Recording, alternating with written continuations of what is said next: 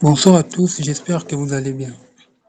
Donc, comme prévu pour notre séance d'aujourd'hui, nous allons essayer de rendre cette partie à travers les données via JavaScript. Donc, au lieu que nous puissions écrire directement des codes en dire comme ça, nous allons écrire toutes nos variables, toutes nos données dans une variable JavaScript. Premièrement, je commence d'abord à effacer d'autres fichiers qui sont là, que je n'utilise plus.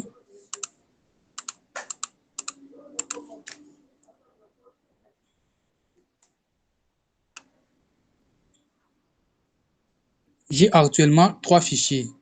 Les fichiers index.html, les fichiers main.js et puis les fichiers style.css. J'efface ce qui se trouve dans main.js. Là maintenant, dans notre fichier HTML, je commence par intégrer notre fichier main.js. Main.js. Donc, mon fichier JavaScript est bien chargé ici. Je peux tester en faisant console.log. Nous devons voir test dans notre console.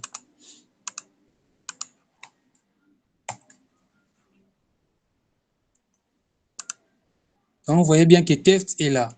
Donc, mon fichier est bien chargé. Ici, je commence par créer une variable qui va contenir toutes nos données. J'ai fait var data. Comme il y a plusieurs données, ça sera un tableau.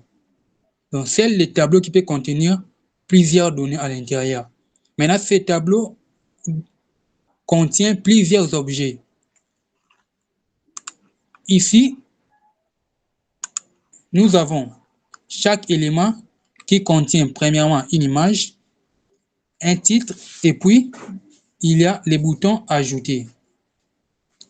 Comme nous avons l'image et le titre, ce qui fait déjà des données pour un item. C'est-à-dire que chaque item a plusieurs données. C'est là qui revient à faire tout un tableau qui va contenir des objets. Et chaque objet va contenir ses propriétés et ses valeurs. Donc ici, j'ai un tableau, var data. Pour faire un tableau, on met des crochets. Et à l'intérieur de ce tableau, nous avons maintenant des objets. Les premiers objets, je peux écrire image comme clé et puis la valeur, j'ai mis par exemple image bar hero.jpg. À part la clé image, on met encore la clé title. Ou de préférence, on met name. Et puis là, je peux écrire pantalon. Donc, j'ai la clé image et puis la clé name.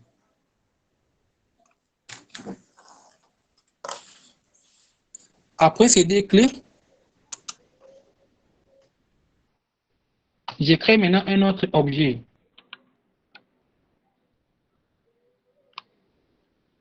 Je crée un autre objet. Le deuxième objet, j'ajoute encore les mêmes clés. Juste des valeurs qui vont changer. Ici, je peux écrire robe. Pour le moment, j'ai d'abord des variables. Maintenant, nous allons procéder au traitement de ces deux variables.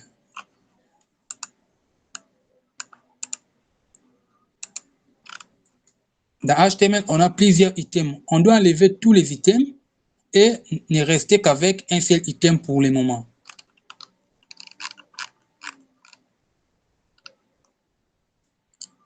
Et puis là, on va voir qu'est-ce qui se passe réellement si on a des données en JavaScript. Comment est-ce qu'on va faire les boucles?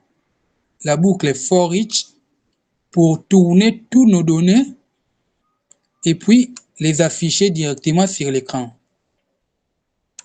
J'efface le tout.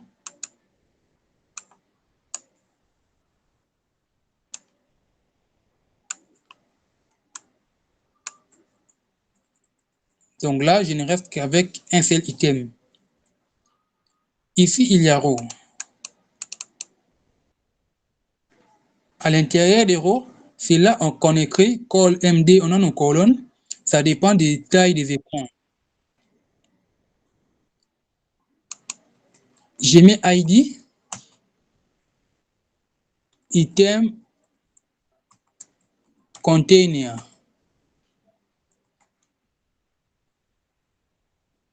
Items, je mets comme ça. Container. Donc, la balise ici, c'est ça qui contient tous nos items. J'ai mis ça comme ça parce qu'on doit les récupérer dans JavaScript. Je viens ici dans JavaScript. J'ai fait let container. Ça, je mets items container égale document.get. Je récupère l'élément par ID. Et puis, l'ID, c'est items container. J'ai récupéré cela. J'ai fait let content. Vous allez voir pourquoi j'ai fait let content comme ça. Maintenant, il y a un conteneur ici. Nous voulons afficher tous nos items à l'intérieur de ce conteneur. Mais nous n'avons pas besoin de les faire directement dans HTML comme ça. Dans HTML, on n'a qu'un conteneur vide. C'est maintenant JavaScript qui va commencer à ajouter des items. Qu'est-ce que nous allons faire ici? J'ai récupéré d'abord les conteneurs. Ici, les contenus, les contents ici, c'est maintenant tous les items. Qu'est-ce que je vais faire? Je prends data qui contient toutes nos données, point for each. Donc, pour chaque donnée qui se trouve dans data, comme data c'est un tableau, chaque élément qui se trouve dans data sera maintenant tourné ici. J'ai dit les éléments, c'est par exemple, je mets ça, je nomme ça item.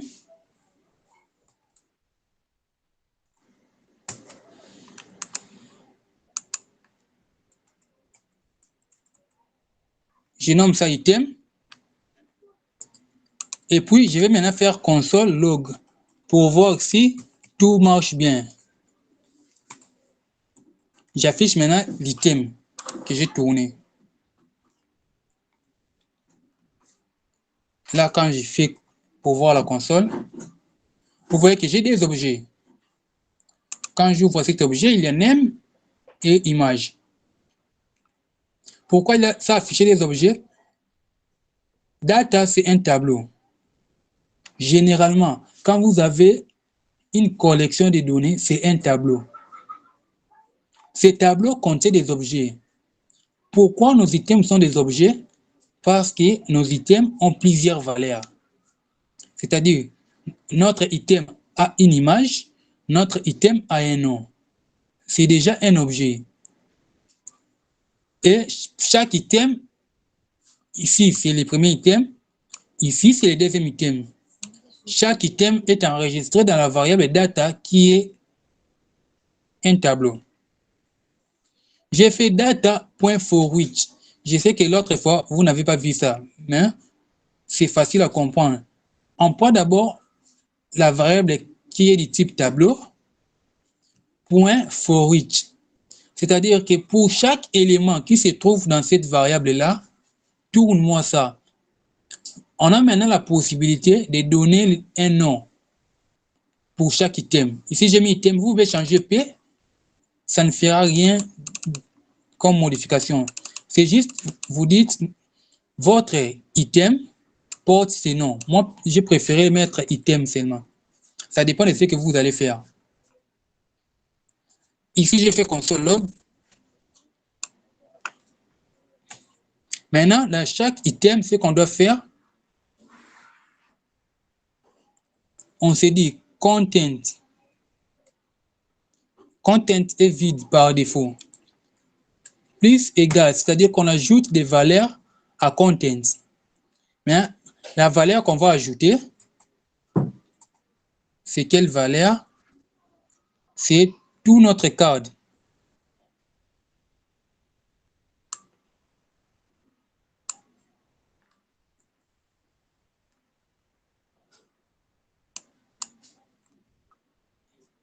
C'est tout notre code qu'on va ajouter. Bon, vous voyez un peu que le signe que j'ai ajouté est différent des signes qu'on utilise. Ce n'est pas single quote ou double quote. Ce sont des signes que vous verrez plus dans votre clavier au début. Bon, je ne sais pas du tout le nom, mais vous voyez que c'est un peu oblique. Vous devez juste les chercher dans votre clavier. J'ai oublié un peu le nom de ces signes ici. Parce que si vous mettez single quote, vous verrez que vous aurez erreur. Vous voyez ici, si vous mettez single quote, vous verrez erreur. Mais quand vous allez mettre ces signes ici, tout va bien. Pourquoi j'ai mis ça? Qu'est-ce qui va se passer? Selon le nombre d'items,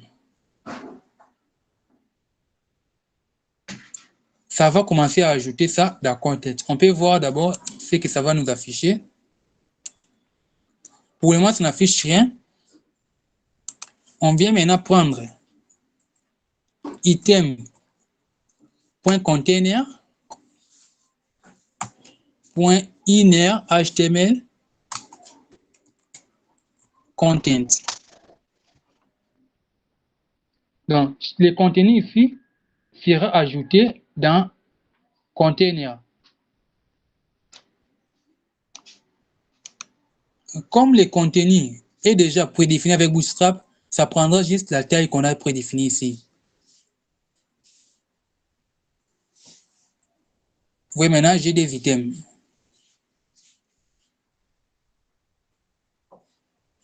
J'ai des items là.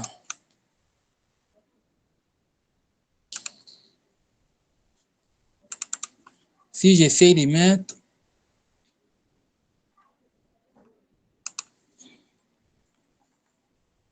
item.name,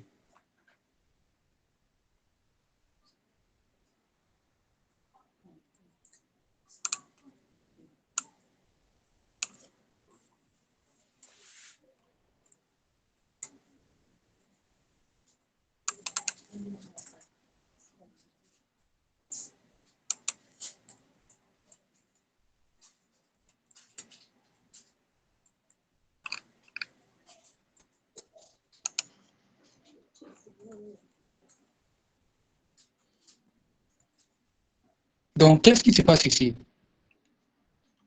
J'ai fait for each parce que c'est un tableau. Maintenant, dans ce for each là, je ne vais pas avoir plusieurs codes d'items dans plusieurs variables. J'ai dit non, tous mes items ou tous les codes de mes items doivent être dans context. Context par défaut, c'est vide. Maintenant, dans la boucle for each, j'enregistre tous les items qui se trouvent dans ces tableaux. Directement, j'utilise ça avec Bootstrap. Et je l'ajoute dans context. Context plus égal, c'est-à-dire que nous prenons d'autres données et nous les ajoutons dans ce qui se trouve déjà dans content. Donc, on ne change pas la valeur, mais on ajoute. J'ai fait ce signe ici et puis j'ai ajouté le code Bootstrap. Maintenant, pour ajouter le code JavaScript, ça nous demande de faire l'interpolation. C'est pourquoi j'ai d'abord fermé le signe, j'ai mis plus et puis j'ai ajouté la variable Comme c'est un objet, j'ai d'abord pris les noms items qu'on a donné ici, et puis j'ai mis les noms de la clé. Je peux aussi le faire avec l'image ici, si on avait plusieurs images. Donc, comme c'est hero, je regarde là-bas, c'est quoi? Donc, si on avait plusieurs images, on a juste à mettre, je mets plus. Non, il suffit seulement de mettre plus item.image et puis plus. Donc, les images sont là.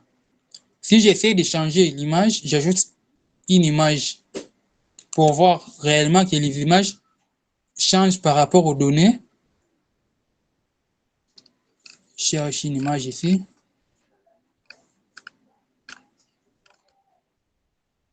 Je prends cette image. Vous verrez que les images changent selon les données. Je suis encore ici, je cherche une image. Donc là, vous avez déjà une boucle de plus for each. Quand vous avez un tableau et vous voulez faire le tour de ces tableaux, vous pouvez utiliser for each. Donc je viens juste ici, le deuxième, je change d'abord les noms. Je mets d'abord test. Et puis dans main.js, j'ai dit le deuxième item a l'image test. On voit dans les navigateurs, vous voyez que l'image a changé. Parce que ça prend des images, ça tient compte des données qui sont dans ces tableaux-là. Là, c'est bon. Je remets l'image qu'on avait. Et maintenant, dans ces boutons, je peux ajouter une fonction. On peut utiliser soit directement une fonction ici, ou on peut faire une autre manière. Mais pour le moment, on utilise la fonction ici. On clique. Quand on clique ce bouton, qu'est-ce qui se passe? Je dis add to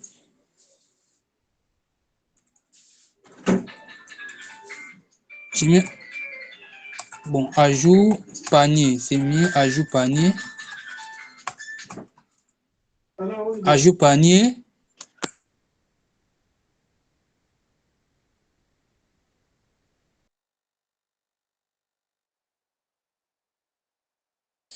Je mets ajout panier et puis je passe l'item. On va voir maintenant ce que ça va nous donner en cas de clic. Je viens ici, je dis la fonction ajout panier qui prend en paramètre item. Et puis là, je fais console log des items qui est passé. On va maintenant voir ce que ça nous donne. Pour le moment, il n'y a rien. Quand je clique, vous voyez que ça me donne item n'est pas défini. On clique, item n'est pas défini. Ajout panier.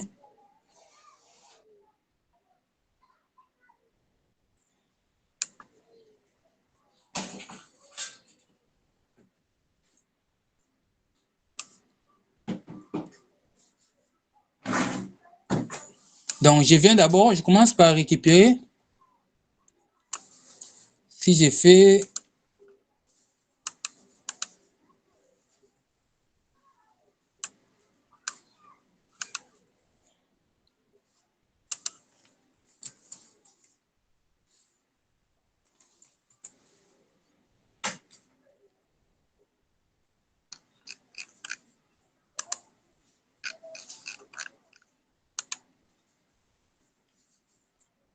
donc ici, j'ai mis d'abord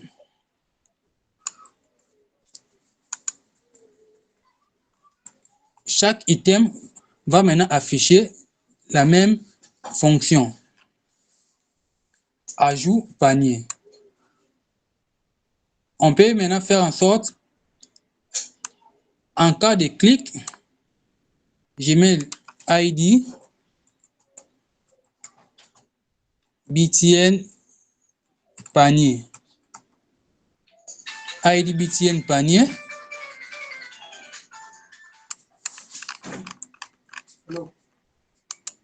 Ici, on peut avoir des ID. On peut avoir des ID comme des clés. Ça dépend juste de ce que nous voulons faire.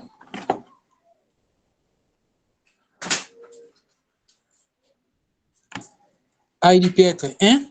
Souvent, quand on va utiliser les bases de données, on verra que chaque objet aura toujours un ID. Ici, c'est 2.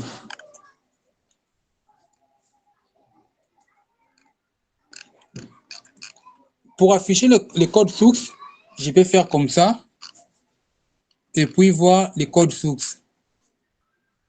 Qu'est-ce que ça nous donne comme code source?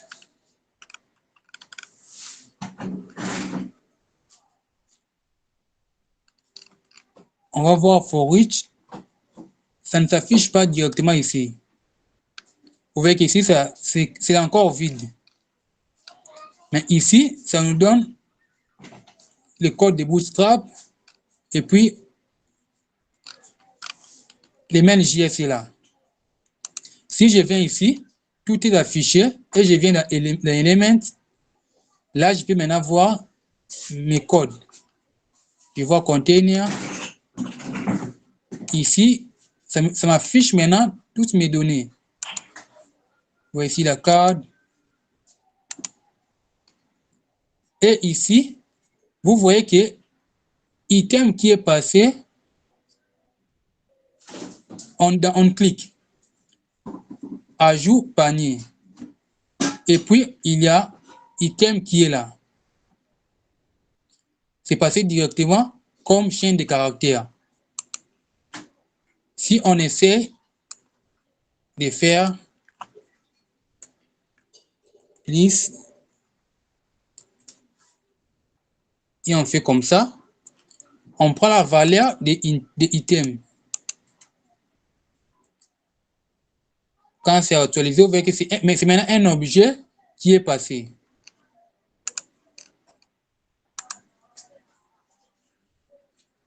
Donc, ici, c'est maintenant un objet qui est passé ici. Si je faisais en sorte, je me dis, l'objet qui est passé ici, je peux laisser comme ça, du console log, test D.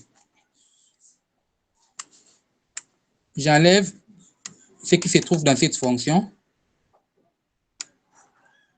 On a ajout panier uniquement. Ici, je peux mettre test ajout panier. J'actualise. Vous voyez qu'ici, quand je clique, ça me dit test ajout panier.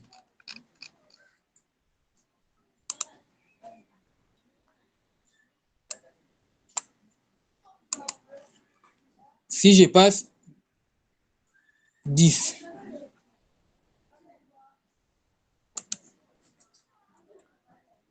ça va me générer toujours test ajout panier. Donc là, nous avons un paramètre. Ici, je vais mettre tiret item.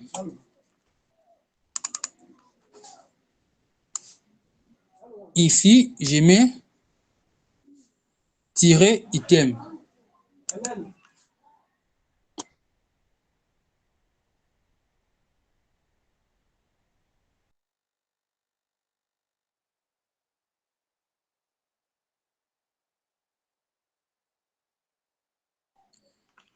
Je mets tiret item. Si j'essaie de passer 1 à l'intérieur ici, donc on débug ça petit à petit. Vous voyez que vous aurez plusieurs erreurs quand vous allez commencer à coder. Comment est-ce qu'on résout les erreurs, surtout côté JavaScript? Ce qui va vous aider, c'est la console. Vous voyez ici, quand je clique maintenant, ça me dit 1. Pourquoi c'est 1? Parce que je viens de passer 1. Si je dis, au lieu de 1, j'ai besoin d'afficher l'ID de l'item. Item.id. Et on doit tester ce que ça doit nous donner.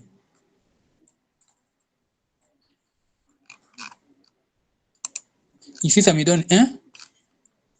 Ici, ça me donne 2. Parce que l'ID, c'est 2.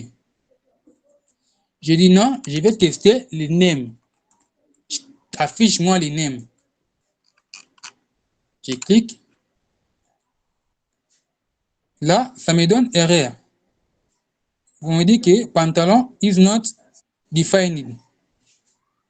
Donc, ce n'est pas défini. Vous voyez maintenant que quand on passe les names, ça nous donne cette erreur.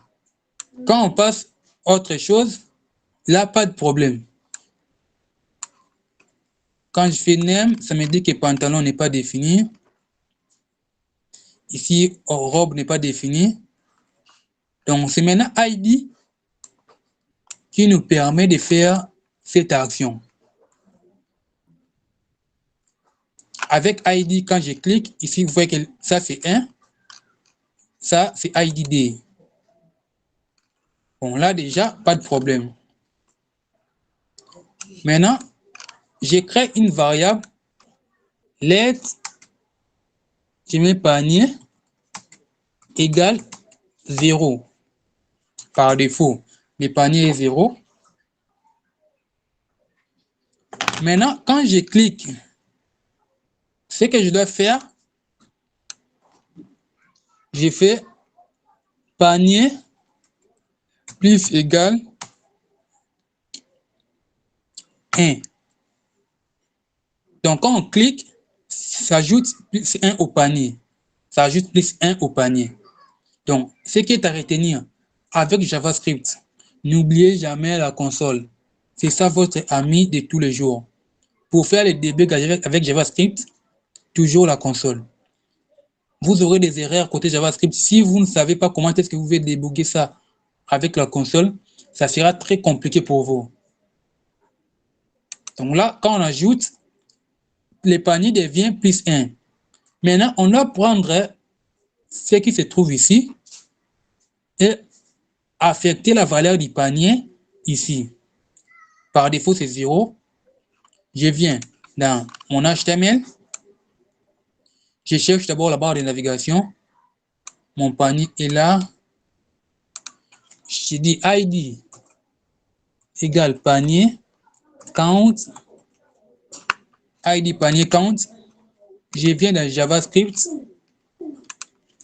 Let panier count égale document.getElement by ID. Je récupère panier count. Panier count est là. Maintenant, à chaque clic, je peux faire directement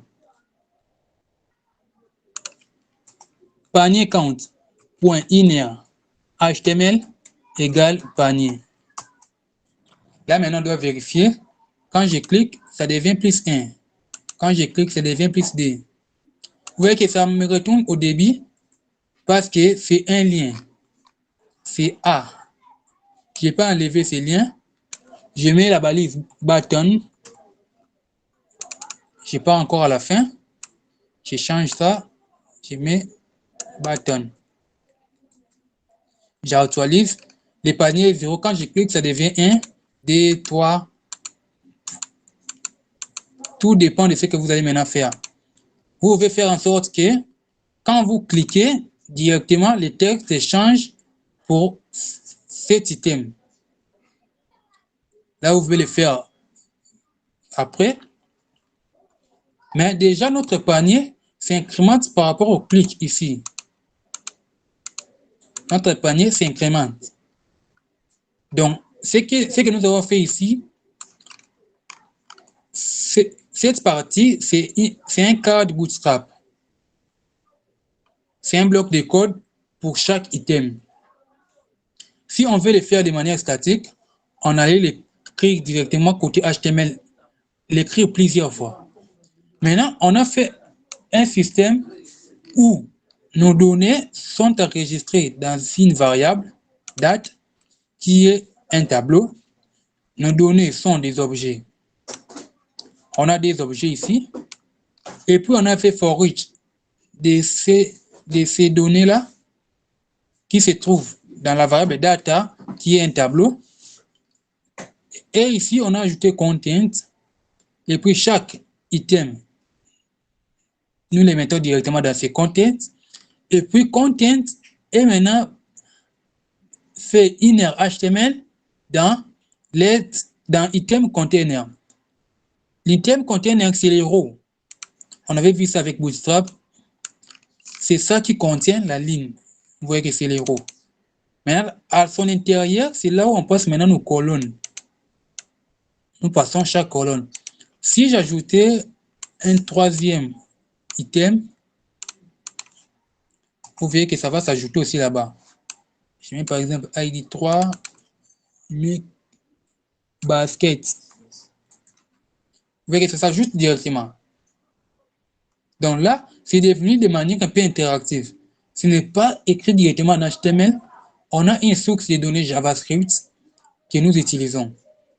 Je peux mettre le nombre d'éléments que je veux. Je n'aurai aucun problème.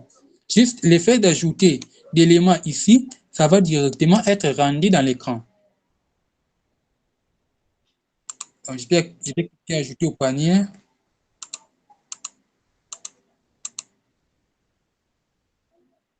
Donc, le fait d'ajouter seulement ici, ça me permet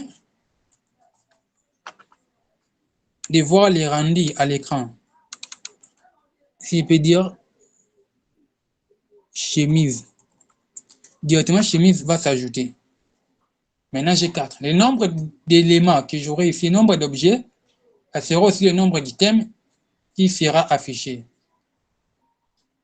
Donc, jusqu'à présent, s'il y a des questions, quelqu'un qui a déjà des questions peut poser. Par rapport à ce que nous voyons déjà, s'il y a quelques places que vous n'avez pas bien compris, je n'ai pas encore expliqué.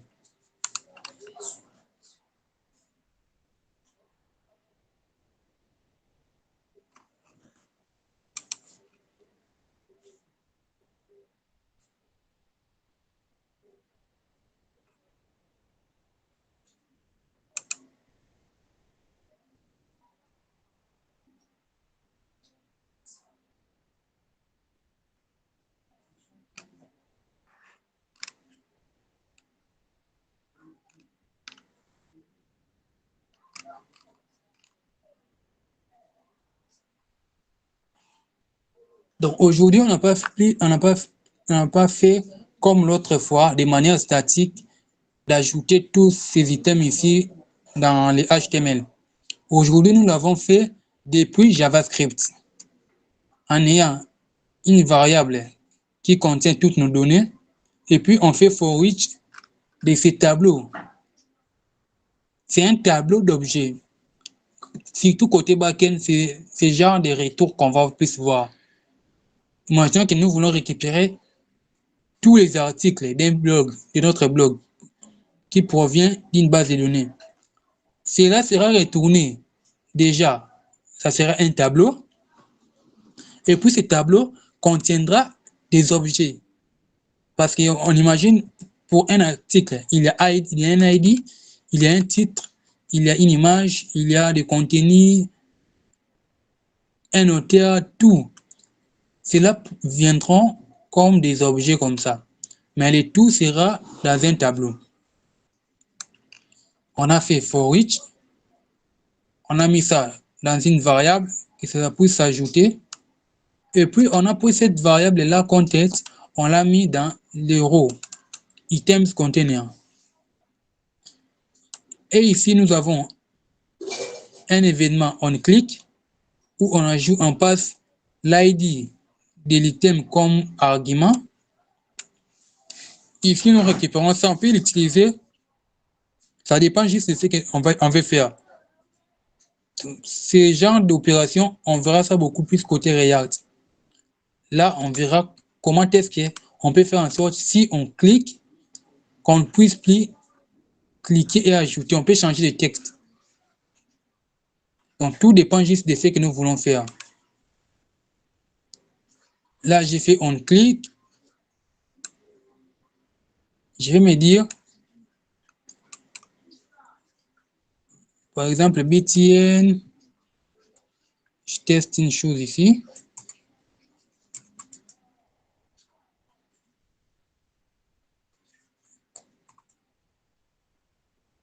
Item.id. Et puis ici, je peux récupérer let btn égale document.getElementById. À travers cet ID, ce que je récupère, je prends d'abord btn panier et puis je concatène ça avec, ici c'est plus ID, on peut dire, parce qu'on a passé uniquement l'ID. J'ai fait ID et puis je mets btn.inner html égale supprimer au panier. Je teste si réellement ça va marcher.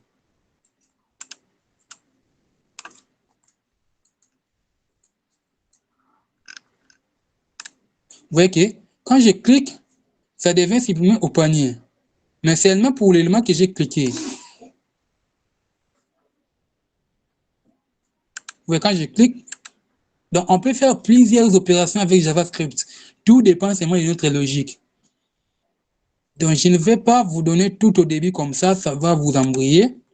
Parce que ce que j'ai fait ici, pour savoir que c'est tel élément qui est cliqué, vous voyez que dans l'ID, j'ai dit btn panier tiré, et puis j'ai passé l'item.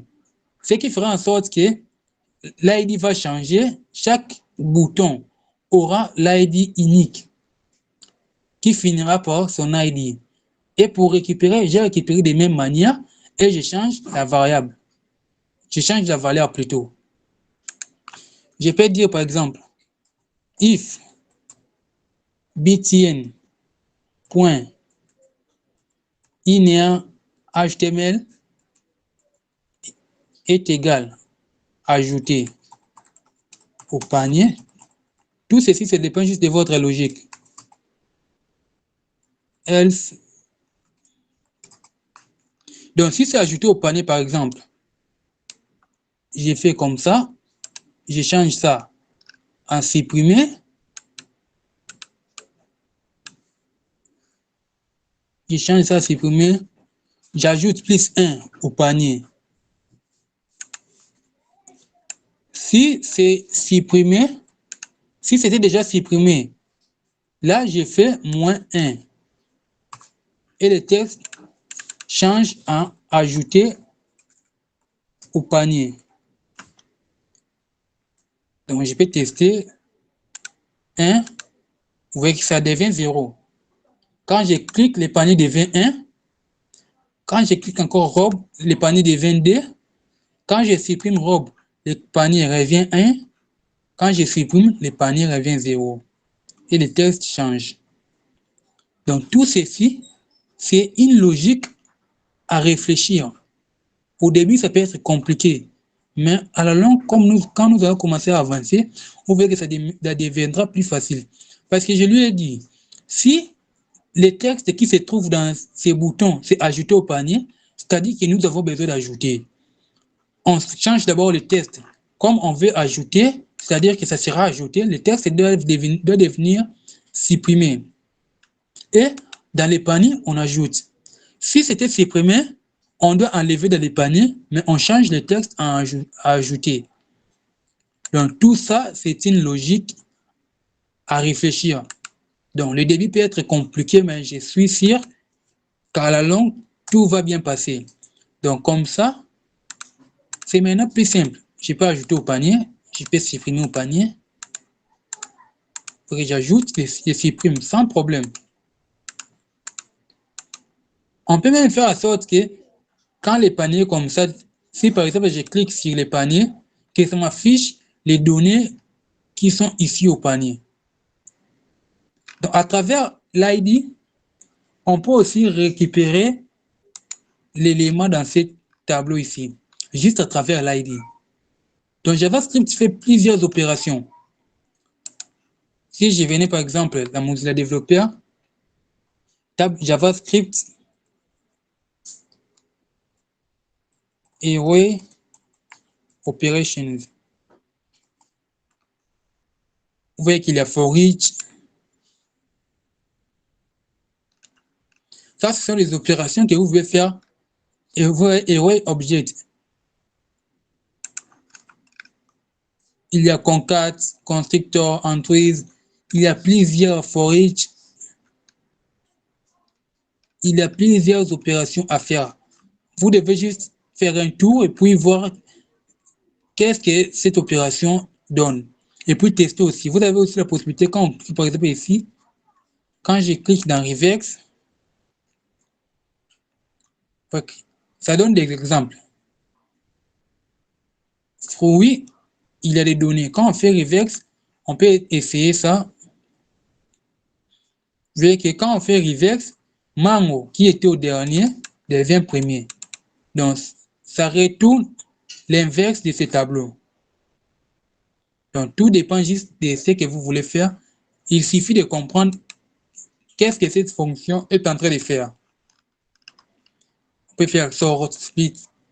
Mais ce qui est important aujourd'hui, c'est d'avoir des données ou des items non statiques. Donc, pas qu'on puisse écrire directement dans HTML. On a plus voulu que ça soit directement côté JavaScript. C'est ça qu'on a fait. On a créé un tableau où on a mis des objets à l'intérieur. On a fait for each de cet objet, de ce tableau-là. Et puis, on a mis toutes les données dans context. On a pris ces contents. On a mis ça dans items container qui est notre héros. Et puis, on a une fonction ajout au panier qui fait double rôle. Ça ajoute et puis ça supprime. À la longue, on verra qu'une fonction doit faire une seule chose.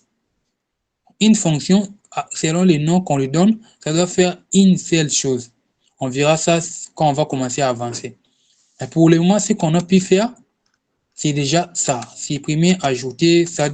Vous devez juste ajouter des idées et puis améliorer selon votre idée. Donc, j'espère que celui qui a une question, il peut déjà poser.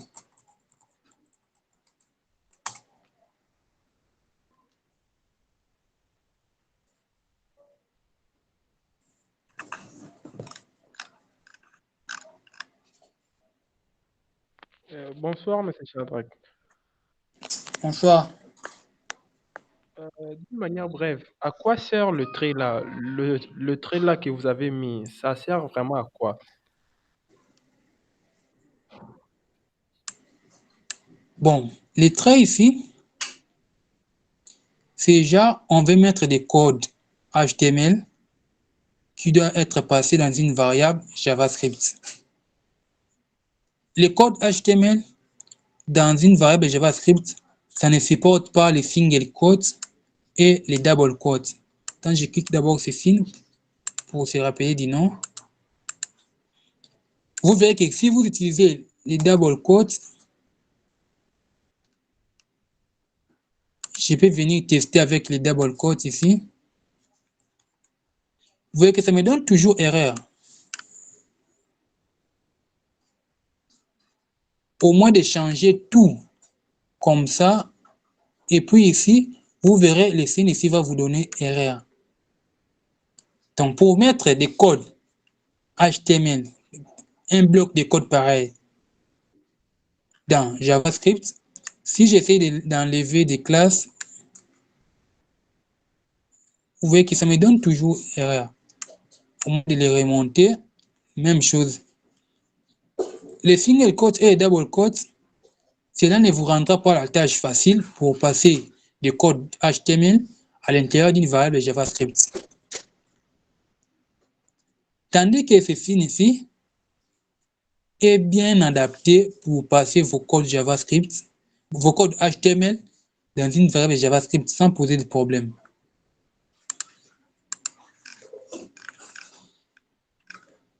Donc, ça semble très compliqué, mais c'est ça qui marche. Donc, c'est juste l'accent grave.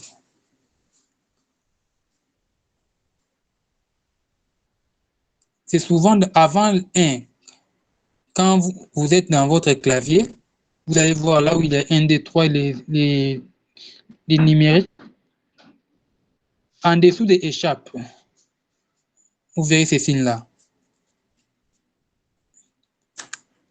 Là, avec ça, ça nous donne la possibilité de faire tout ce que nous voulons.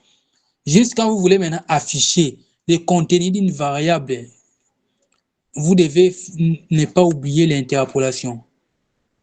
La concaténation plutôt.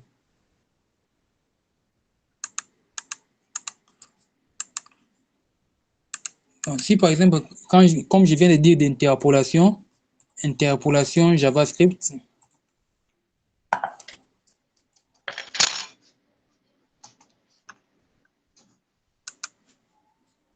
on va voir c'est quoi l'interpolation en JavaScript. Donc, au lieu de faire des plus comme ça, j'enlève plus. J'ai fait $, ici. Avec ça, ça me donne toujours erreur. Je dois enlever des quotes. Là, ça va. J'enlève encore des quotes ici. C'est des accents graves. Pour afficher maintenant ma variable, j'ai fait comme ça. Là, c'est l'interpolation. Au lieu de faire la concaténation comme ça va vous prendre peut-être quelques temps. Vous passez directement les noms de votre variable ou votre objet, autre, ce que vous voulez faire, entre des accolades. Et puis, devant l'accolade, vous mettez le signe $. Directement, le navigateur va comprendre que ceci, je dois afficher sa valeur. Mais ça ne changera rien côté affichage. Au lieu de faire plus, on peut faire ceci. Je peux venir ici, j'enlève.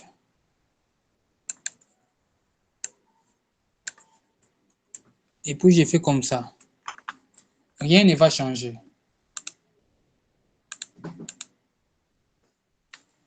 Côté fonction, ça n'a pas marché.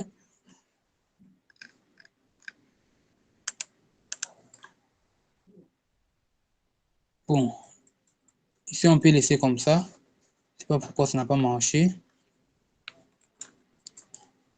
C'est que déjà retenir, côté interpolation, vous pouvez utiliser ce genre de système. C'est assez simple. On va beaucoup plus voir ça quand on sera dans des frameworks comme React, puis Laravel aussi.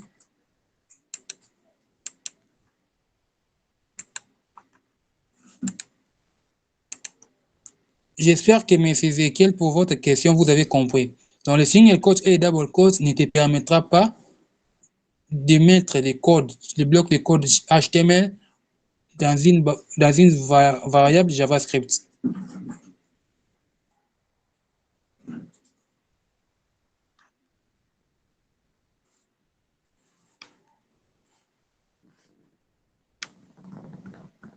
Oui, j'ai compris. Merci beaucoup. Monsieur Serge, il y a une question. Non, non, je n'ai pas de questions. Je pense que je dois utiliser la vidéo demain pour revoir comment est-ce qu'on ajoute chaque ligne de code pour comprendre. Parce que il faut, honnêtement, c'est un tout petit peu complexe, mais je pense que si j'ai la vidéo moi-même, je vais jouer avec ça. Merci. D'accord. Donc, la semaine prochaine, nous allons débuter les frameworks React. React va nous permettre maintenant de créer des applications web. Les prérequis pour faire React, c'est juste avoir des bonnes bases en JavaScript. C'est pour cela que nous avons commencé avec JavaScript et puis nous allons maintenant migrer vers React. React va nous permettre de faire plusieurs choses. Déjà que notre projet côté React sera une application comme du genre Netflix. Donc, une application pareille qui peut gérer les téléchargements des films et autres. Donc, quand on va entamer React, on verra qu'est-ce que React va nous proposer comme nouveauté. La vidéo déjà demain sera sur YouTube. Vous pouvez déjà les visualiser dès demain. Et les lundis, toujours à la même heure, on va débuter les frameworks React. Bonne soirée à vous. N'oubliez pas de continuer à travailler, de faire des exercices. Cela va vous permettre de beaucoup plus avancer.